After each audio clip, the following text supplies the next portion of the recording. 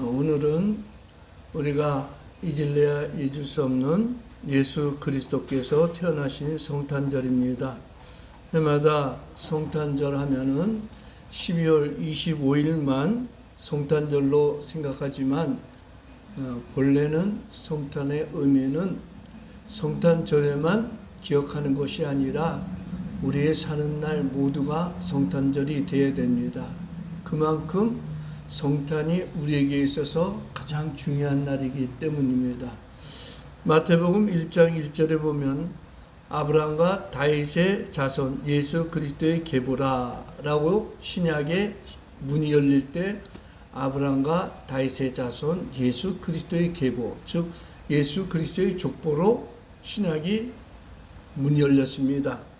구약 시대가 끝나고 신약 시대가 열리는 성경의 시작이 예수 그리스도의 계보로 시작되듯이 바로 이 예수 그리스도의 계보, 마태복음 1장에 보면 예수 그리스도의 족보가 이제 요셉부터 시작해서 거슬러 올라가면은 결국은 아담이고 아담 위에는 하나님. 역으로 계산하면은 하나님께서 아담과 하와를 만드시고 그 이후에 모든 인간의 족보가 내려와 가지고 예수 그리스도의 탄생을 통해서 신약 시대가 열림을 우리에게 말씀하고 있습니다. 히브리서 1장 1절에 보면 옛적의 선지자들을 통하여 여러 부문과 여러 모양으로 우리 조상들에게 말씀하신 하나님이 이 모든 날 마지막에는 아들을 통하여 우리에게 말씀하셨으니 이 아들은 만유의 상속자로 세우시고 또 그로 말미암아 모든 세계를 지으셨느니라 라고 했습니다. 옛적에 즉 구약 시대에는 여러 선지자들을 통해서 여러 모양과 여러 부분으로 우리 조상들에게 계시한 하나님께서 마지막 날에는 그 아들 예수 그리스도를 통해서 우리에게 말씀하셨다. 즉 예수 그리스도는 우리에게 하나님 계시의 최종 목적이라 그것을 뜻하는 것입니다. 구약시대 선지자들이나 믿음의 사람들은 하나님께서 보실 메시아, 그분의 탄생, 또 그분이 자신들을 구원할 것을 바라보며 믿음으로 살았습니다. 그런데 신약시대에 우리는 이미 오신 예수 그리스도께서 우리를 구원하시고 천국으로 올라가셨다가 이제 다시 재림하신다는 것, 재림하실 예수님을 소망하면서 살아가는 것입니다. 따라서 구주 예수 그리스도의 성탄이 어디서부터 시작되고 하나님께서 우리 택자들을 구원하기 위한 복음, 즉 최초의 복음이 어디서부터 시작되고 누구를 통해서 종결되었는지 오늘은 성탄절을 맞이해서 예수 그리스도의 탄생에 대한 계시를 상고해 봅니다.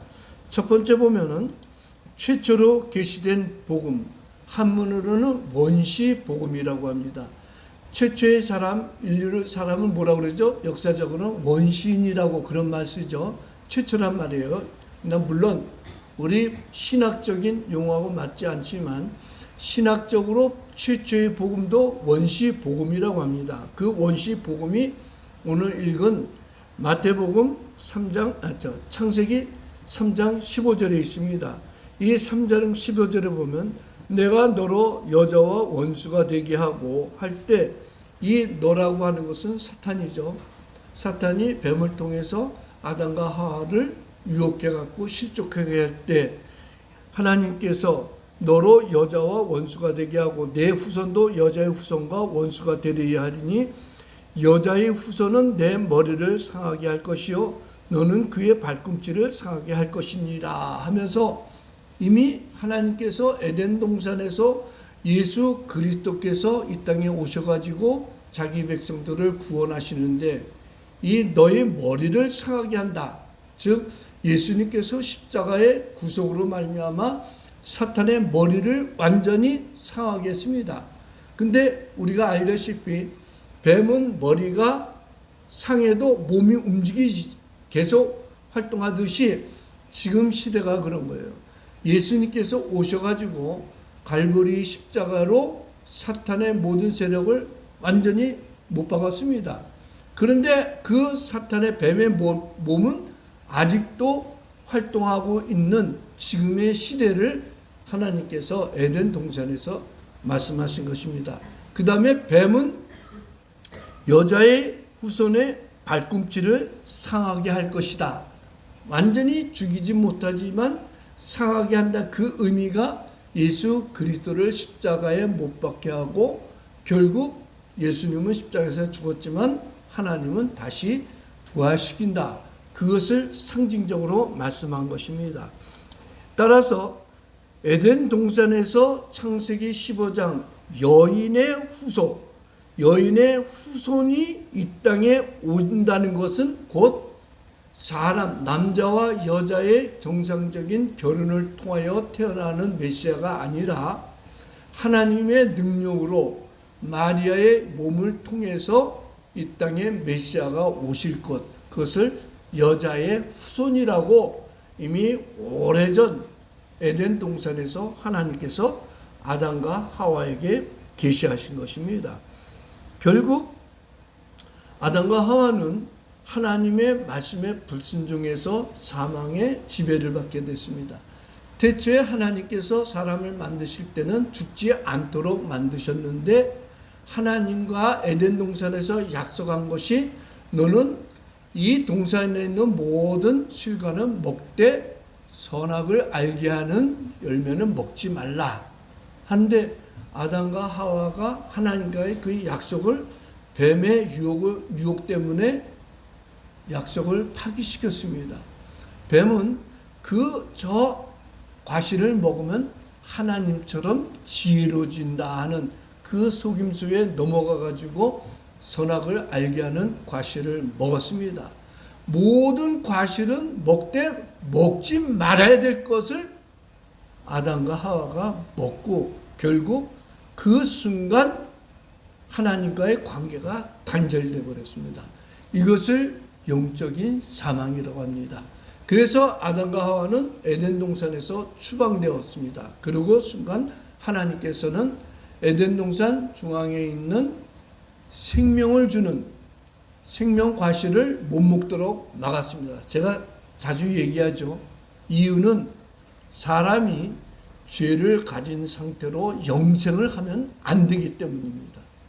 죄 있는 인간은 어쩔 수 없이 이 세상에서 고난을 받으면서 살아야 되는 것입니다. 그런데 하나님의 뜻은 모든 죄와 사망의 형벌을 면제하고 예수 그리스도를 통해서 다시 자기 백성들을 구원하기 위해서 생명나무의 과실은 먹지 못하게 하고 추방시키고 대신 죄를 용서하기 위하여 그 아들 예수 그리스도를 보내시고 우리 죄를 대속해 주신 다음에 우리의 모든 죄를 용서하시고 천국에서 영생하도록 우리를 구원하신 것입니다. 따라서 우리가 에덴 동산에서 하나님께서 여자의 후손으로 보내실 것이다. 이것이 최초의 메시아 보내신다는 하나님의 약속인 것을 알아야 되는 것입니다. 따라서 창세기 3장 15절은 타락한 인간에게 주신 최초의 복음이며 동시에 장차 이 세상에 오실 예수 그리스도의 탄생에 대한 계시의 말씀입니다. 그러므로 예수 그리스도의 성탄은 이미 에덴 동산에서부터 하나님께서 아담과 하와에게 계시해 주신 것입니다. 두 번째로 구약의 이사야 선지자를 통한 계시, 물론 이 이전에 아브라함에게 여호와의 이레로 계시해 준 것이 있습니다. 이삭을 번제물로 드릴 때 하나님께서는 이삭 대신 양을 대신 제물로 받아들이는 것, 예표론적으로 메시아를 통해서 구원할 것을 상징하지만 노골적인 계시는 이사야 선지자를 통해서 하셨습니다. 하나님은 이사야 선지자를 통해서 동정녀를 통한 메시아의 성탄을 계시했습니다. 이사야서 7장 14절에 보면 그러므로 주께서 친히 징조를 너에게 주실 것이라. 보라, 처녀가 잉태하여 아들을 낳을 것이요 그 이름을 임마누엘이라 하라 라고 했습니다. 하나님께서는 이사야 선지자를 통해서 정확하게 처녀를 통해서 임마누엘의 성탄을 말씀했습니다. 의학적으로나 과학적으로나 도저히 생각할 수 없는 일이 처녀를 통하여 신이 징조를 주신 것이 처녀를 통해서 아들을 낳을 것이다 했는데, 이것은 인간의 지식이나 경험이나 또 의학적으로 성립이 안 되는 말씀입니다. 처녀는 도저히 아들을 낳을 수가 없습니다. 남자하고 관계를 통해야만 여자는 아들을 낳든지 딸을 낳든지 하는데, 하나님께서는 예수 그리스도가 탄생하기 700년 전에 이사야 선지자를 통해서 처녀가 잉태하여 아들을 낳을 것인데, 더 중요한 것이 그 아들이 뭐냐? 임마누엘이라. 그 이름을 임마누엘. 임마누엘이라는 뜻은 잘 알죠? 하나님이 우리와 함께 하신다. 그 아들이 태어났는데 그 아들 이름이 임마누엘이라는 거예요. 하나님이 죄인과 함께 하신다. 성도 여러분, 처녀가 잉태해야 아들을 낳는 것도 신비롭지만 그 태어나는 아들이 임마누엘, 하나님이 우리와 함께 하신다. 즉 하나님이 처녀를 통해서 이 땅에 태어나는 그것 자체가 신비로운 성탄의 계시라는 것입니다. 두 번째로, 그 태어날 아기가, 처녀를 통하여 태어날 아기가 바로 메시아라는 거예요. 이사야서 9장 6절에 보면 이는 한 아기가 우리에게 낳고 한 아들을 우리에게 주신 바 되었는데 그의 어깨에는 정사를 베었고 그의 이름은 기묘자라 모사라 전능하신 하나님이라 영존하신 아버지라 평강의 왕이라. 이사야서 7장에서는 처녀가 아들을 낳을 것인데 그 이름이 임마누엘이라 했는데, 이제 조금 더 가서 이사야서 9장에는 더 정확하게 그 한 아기가 우리에게 낳고 한 아들을 우리에게 주신 바 되었는데 그의 어깨는 정사를 메었다. 온 세상의 역사를 다스린다. 그리고 그 이름은 기묘자라 모사라. 인간의 지식으로는 이해할 수 없는 신비로움 자체라는 거예요. 그리고 더 정확한 것은 전능하신 하나님입니다. 바로 동정녀를 통하여 태어날 그 아기가 전능하신 하나님이라는 거예요. 그러니까 전능하신 하나님이 하늘 영광을 버리고 사람의 몸을 통하여 이 땅에 아기로 태어나신 분이 바로 메시아 하나님이시라는 거예요. 그분은 영존하시는, 영원토록 존재하시는 하나님이요 또 평강의 왕이라. 죄악 많은 이 세상에 평화를 주시는 왕으로 이 땅에 오신다는 거예요. 그뿐만 아니라 바로 그 메시아는 순환받는 메시아로 계시했습니다. 이사야는 53장 1절부터 12절에 정확하게 메시아가 인간들에게 순환받는 것을 계시했습니다. 53장 1절부터 12절을 다 말씀할 수는 없지만 4절부터 5절에 그는, 즉 예수 그리스도가 이 땅에 태어났을 메시아, 그 메시아는 실로 우리의 질고를 지고 우리의 슬픔을 당하였거늘 우리는 생각하기를 그는 징벌을 받아 하나님께 맞으며 고난을 당한다 하였노라. 그가 찔림은 우리의 허물을 때문이요 그가 상함은 우리의 죄악 때문이라. 그가 징계를 받음으로 우리는 평화를 누리고 그가 채찍에 맞음으로 우리는 나음을 받았도다. 이 이사야 선지자가 이사야서 53장을 통해서 전하는 메시아의 순환은 아주 정확합니다.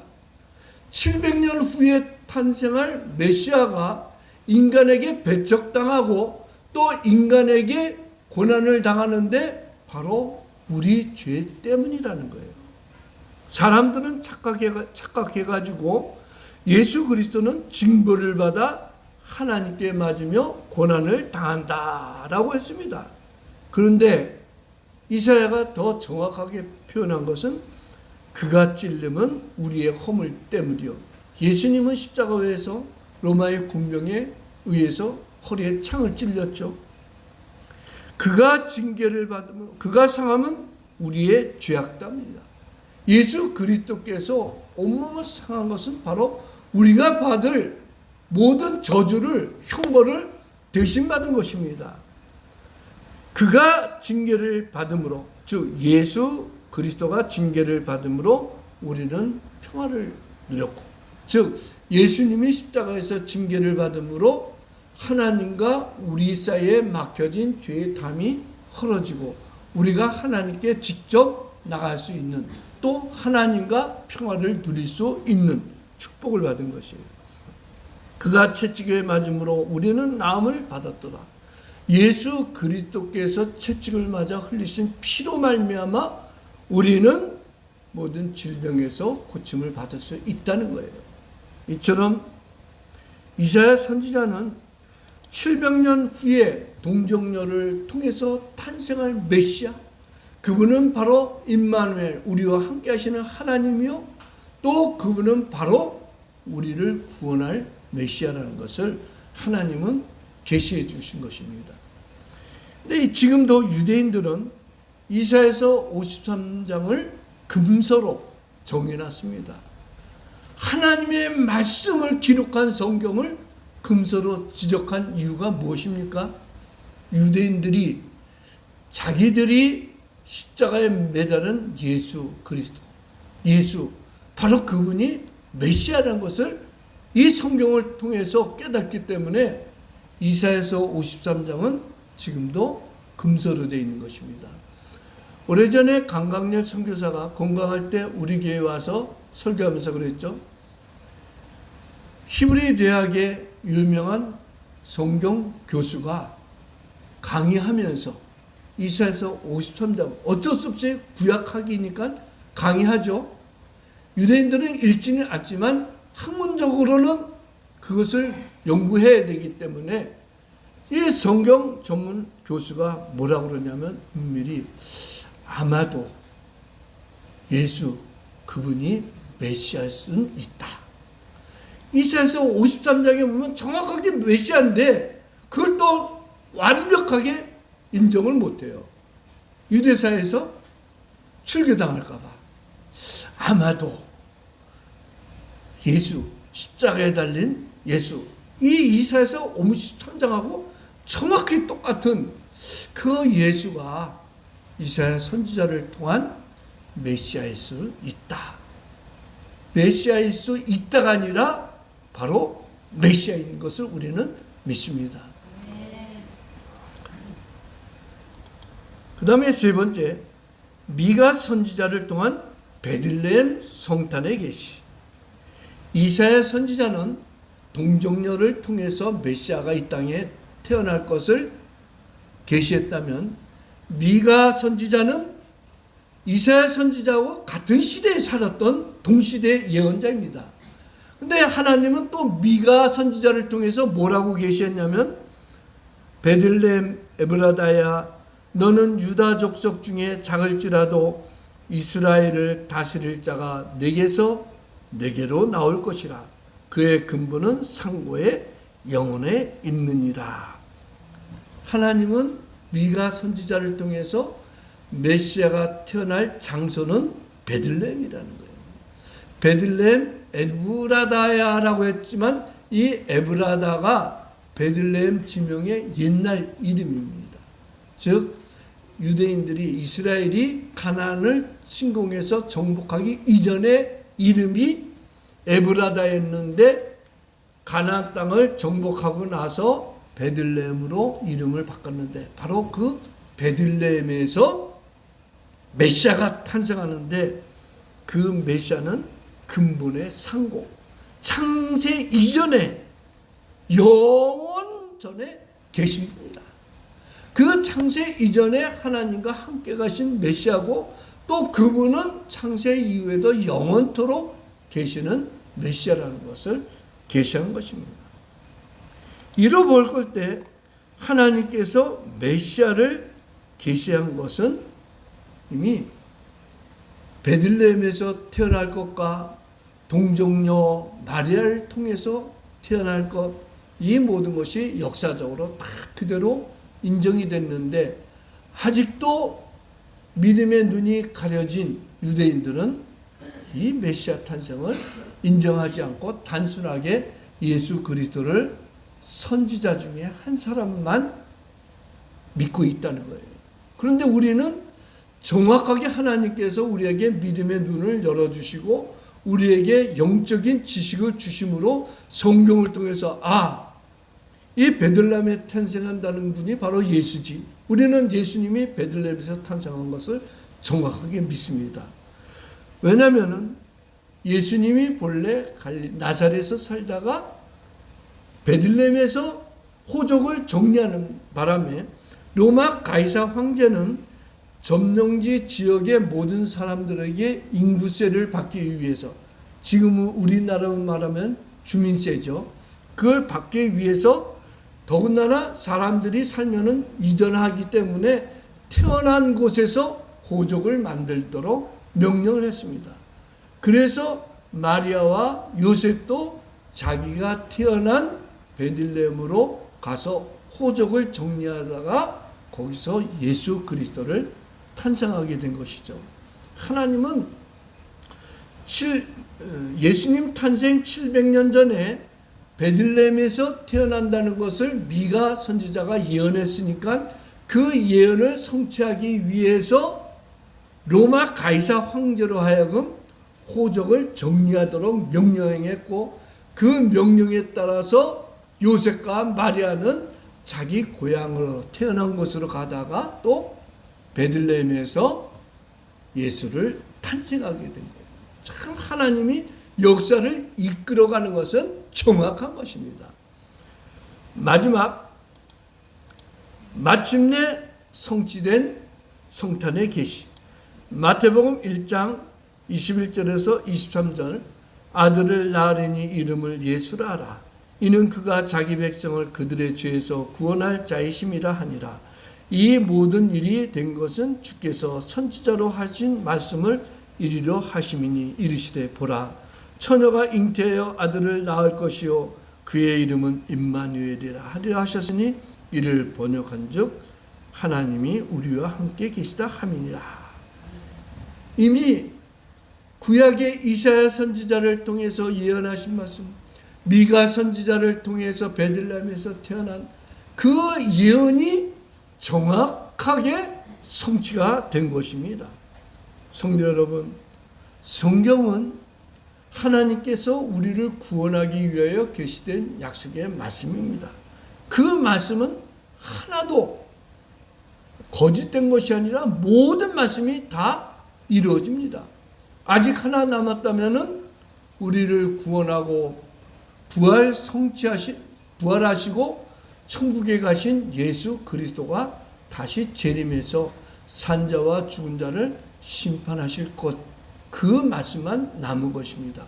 그래서 우리는 우리를 구원을 하시고 모든 구속을 이루신 예수 그리스도께서 다시 재림하신다는 그 약속의 말씀을 믿고 예수 그리스도의 재림을 소망하면서 사는 것입니다. 기도하겠습니다.